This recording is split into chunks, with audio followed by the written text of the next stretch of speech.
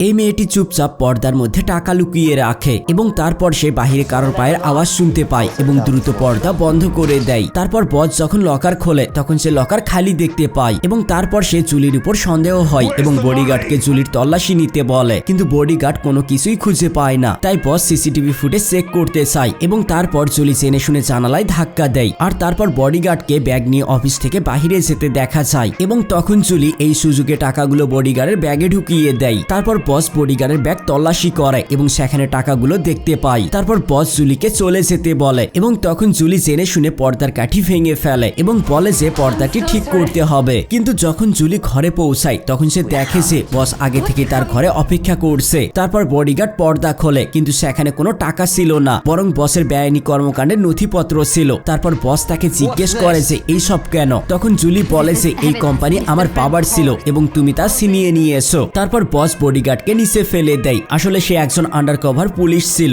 বন্ধুরা, এই ভিডিওতে একটি লাইক করলে পার্ট 2 খুব দ্রুত চলে আসবে।